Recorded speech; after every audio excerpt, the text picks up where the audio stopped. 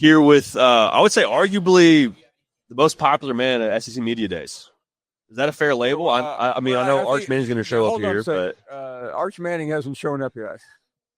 I think you guys are in the same tier, and that's not me just trying to. There's a big difference, though, JD. What's Arch? 20 years old? I don't know what he is. Over 21. I know that much. He's made that clear. I'm nearly 50 years older than him, and he's already making more money than I am. Well, I mean, I fall in that same category as well with Arch Manning. I think as many do. I want to start with this though. Do you still like? It seems like you still love doing this and being at this event and being a part of this. Like, is that fair to say? Is that true? Yeah, and as you get older, people like say, are you still having fun? I mean, you can't do a job like this unless you're enjoying it. I mean, it would just be miserable because I know everybody watching thinks this is like the greatest thing in the world. You get to go to football games, you get good seats, but I mean, there's a lot to it. And I think a lot of people in my profession that they reach a certain point and they burn out. I haven't burned out for a very specific reason. I started as a sports writer. When that business went under, I got into radio. When I saw radio under the gun, I moved into television, and now I'm moving into the digital phrase. It will come out tomorrow that I just signed a new deal with Shannon Terry and On3. So I'm glad we can announce it. That's awesome. There we go. For a second, I was like, I can't tell if you're being serious, but this might be. Like, I was ready for that all to be a thing. It's always been my dream to work with Shannon. I mean, he's like the godfather of digital. I mean, he's the biggest name in the industry, and I'm a big fan of his. But I've never gotten that call. I mean, you have, and I'm still waiting by the phone. Maybe that's my problem. I'm waiting by a phone. Well, I always say he's kind of like the Nick Saban of the space, so it's good to be on that team. But I would say, I mean, I think Saban, towards the end, kind of started to use the portal a little more. Yeah. I don't know what the NIL valuation is for someone like yourself, but I have to imagine. Well, I got a meeting later with Jimmy Sexton, so we'll get back to you on that. Sounds like a plan.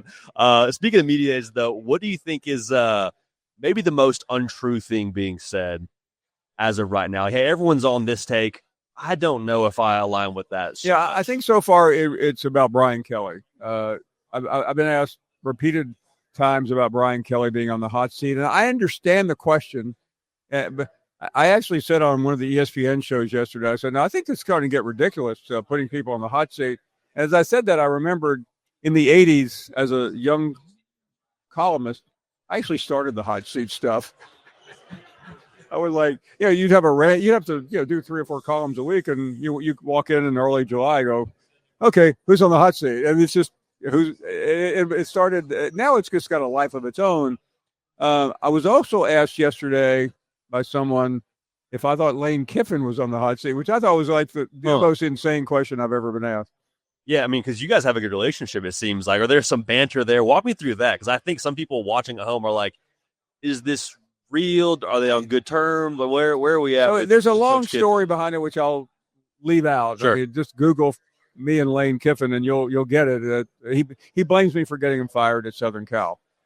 Now, yesterday, he blamed me for getting him fired at the Oakland Raiders so I could get him to Tennessee.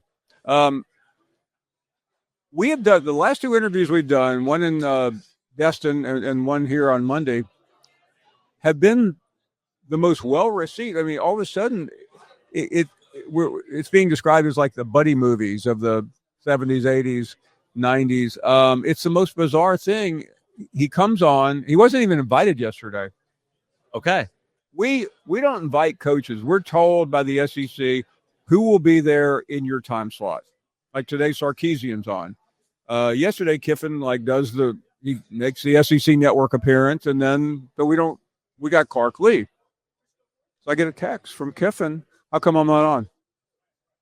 I said, well, Coach, we were told you weren't available. He said, I'll be there in 20 minutes. So he literally showed up, and it was like it always is, just weird, cringeworthy, but according to the public, very funny.